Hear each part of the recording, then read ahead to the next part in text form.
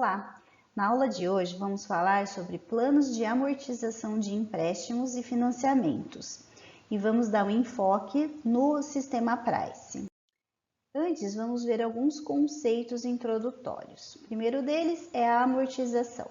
Dizemos que a amortização é o processo financeiro pelo qual uma dívida ou obrigação é paga progressivamente por meio de parcelas, que nós chamamos de prestação, de modo que ao término do prazo estipulado o débito seja liquidado. Prestação é a soma da amortização ou devolução do principal emprestados e os juros correspondentes aos saldos do empréstimo ainda não amortizados. E carência é o período que vai desde a data da concessão do empréstimo até a data que será paga a primeira prestação. Então, por exemplo, se eu faço um empréstimo e digo que a carência é de 2 meses, eu começo a pagar a minha primeira prestação desse empréstimo após esse período de carência, ou seja, após esse período de 2 meses. Eu não sei se vocês assistem TV, mas já houve, por exemplo, propagandas assim, compre o seu automóvel e comece a pagar somente após o carnaval. E a gente está, por exemplo, no mês de dezembro. Carnaval geralmente acontece em fevereiro. Então, nesse caso, a carência está sendo de dezembro até fevereiro, bom? A amortização seria a parcela que a gente paga realmente da dívida. Então, vamos supor que a gente fez um empréstimo de 10 mil reais. E eu vou pagar esse empréstimo em 10 prestações. Então, eu vou pagar mensalmente uma amortização de R$1.000. Tá? Então, é só o que eu pago do empréstimo em si. E a prestação, eu tenho essa parcela de amortização e mais a parcela referente aos juros.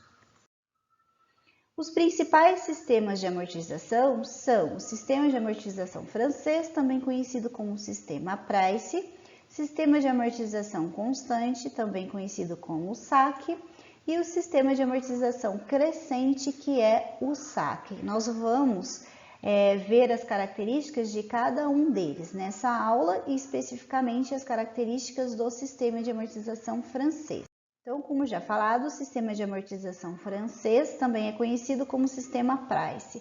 Caracteriza-se por pagamentos do principal em prestações iguais, periódicas e sucessivas. Então, por exemplo, se eu vou pagar as minhas prestações, eu vou pagar em 12 prestações, mensais, essas prestações têm que ser sucessivas. Eu vou pagar a cada mês um valor da prestação e essas 12 prestações serão iguais, no mesmo valor.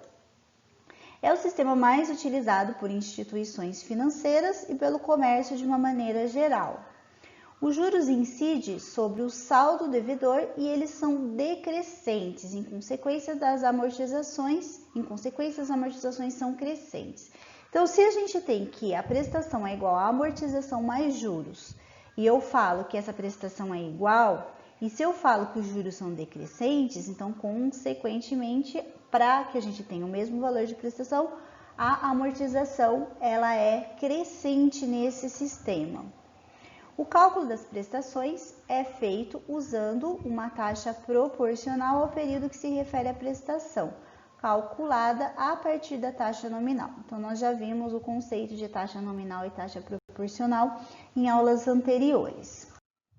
Então, vamos a um exemplo. Um empréstimo de 200 mil será pago pela tabela Price em 4 prestações mensais pós-antecipadas. A juros efetivos de 10% ao mês, construir a planilha de amortização. Então, nesse caso aqui, nós temos que os juros são efetivos, 10% ao mês. Ele fala que são 4 prestações mensais, então é o mesmo período de tempo, prestações mensais com taxa de juros ao mês. Se não estiver no mesmo período, a gente precisa fazer a modificação nisso, achar ou a taxa de juros proporcional ou mudar o período de tempo. E aqui ele fala que as prestações são pós-antecipadas, ou seja, eu não pago nenhuma prestação à vista, vou pagar no primeiro período do empréstimo. Então, nesse caso aqui, se a gente for fazer um fluxo de caixa, eu tenho uma saída, uma entrada, né, no valor de 200 mil na data 0, e eu tenho 4 saídas na data 1, 2, 3 e 4, no valor que a gente precisa estar calculando aqui. Então, o que a gente vai fazer? A primeira coisa, a gente vai calcular o valor das prestações. Então, eu calculo o valor das prestações com a mesma equação que eu utilizo para calcular série uniforme periódica, prestações em série uniforme periódica. Então, no lugar do U não, aqui a gente vai tem isolando o U, então o nosso P é o nosso valor presente, que no caso seria os 200 mil, que é o valor que a gente vai emprestar. A taxa de juros é de 0,1 ou 10%, e o N será o número de prestações, que nesse caso é igual a 4. Então, dessa maneira, o valor das prestações serão 4 prestações de 63.094. Aí, aqui, a tabela, então, de financiamento, eu vou, na data 0, eu tenho um saldo devedor de 200 mil, que é o valor que eu emprestei. Aqui eu vou fazer uma coluna para a amortização, uma coluna para juros e uma coluna para o valor das prestações. Tá? Então, aqui, ó, eu sei que as prestações todas são no valor de 63.094 e eu sei que eu começo a pagar no primeiro período, porque elas são pós-antecipadas. Então, nesse caso aqui, como que a gente monta essa tabela? Eu coloco esses 4 valores das prestações e a partir daí eu consigo calcular as outras colunas aqui, ó. Eu sei que o meu saldo devedor na data 0 é de 200 mil. Na data 1, quanto que vai ser esse meu saldo devedor? Vai ser esses 200 mil menos a prestação que foi paga na data 1. Então, eu ainda devo para o próximo mês 156.906. Como que eu calculo os juros? Os juros é sempre sobre o saldo devedor. Então, se o meu saldo devedor aqui na data 0 é 200 mil, na data 1, o meu juros vai ser o quê? Vai ser 10% de 200 mil. Então, vai ser 20 mil. Se a minha prestação é igual a amortização mais juros, a minha amortização será o valor da prestação menos os juros. Então, 63.094 menos 20 mil, eu tenho o valor da amortização, que é de 43.094. Como que eu calculo, então, os juros para o período seguinte?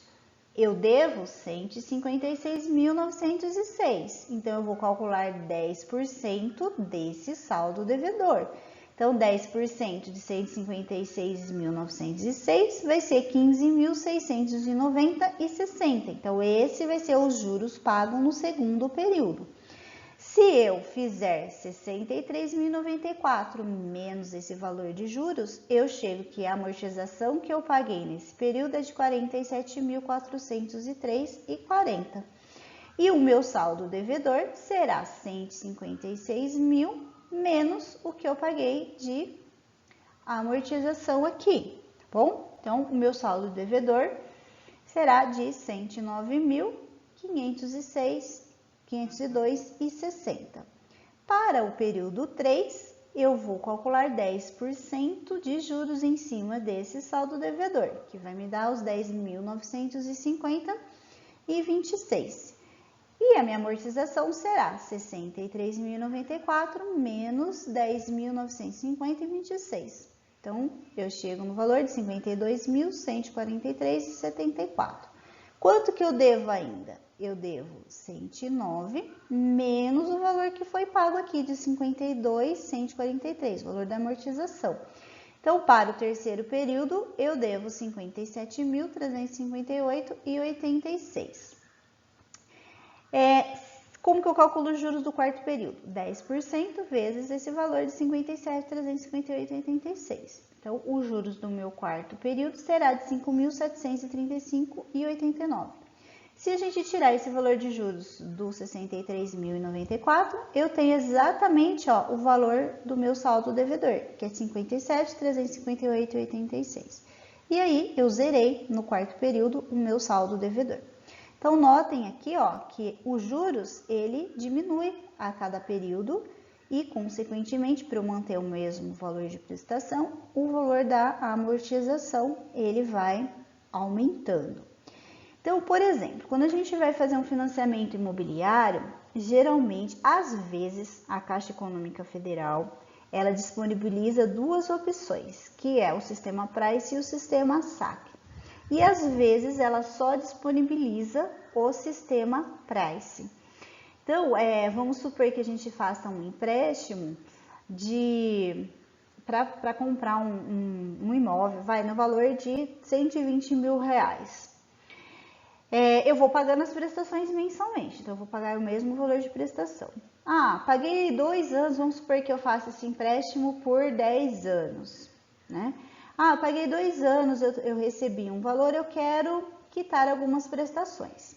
Então, o que a Caixa vai fazer? Ela vai pegar esse saldo devedor que vocês têm, subtrair o valor que vocês querem adiantar e recalcular o valor das parcelas. Ou ela recalcula o valor das parcelas pelo mesmo período de tempo, ou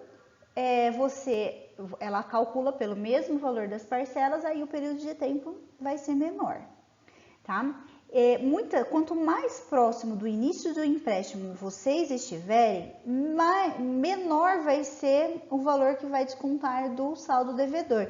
Justamente porque no começo, ó, a gente paga mais juros do que a gente paga de amortização da dívida. Mais para frente, a gente vai fazer um exercício, uma simulação de empréstimo, e aí vocês vão poder observar esses valores, tá bom? Então, dessa maneira, né, o cálculo do saldo devedor, a gente utiliza essa equação aqui para calcular o saldo devedor. A amortização, se a gente quiser num determinado período, a gente utiliza essa equação, e se a gente quiser os juros num determinado período, a gente utiliza essa equação. Notem que aqui na equação, ó, eu tenho 1 mais i elevado a t. T é exatamente o período que a gente quer. Vamos supor que eu faça um financiamento imobiliário de 120 meses e eu quero saber qual é o meu saldo devedor no 100º mês, por exemplo. Então, a gente substitui o t aqui por 100 e o n continua sendo os 120 nesse caso. Bom, a mesma coisa aqui para a amortização e para os juros. Por hoje é só e até a próxima.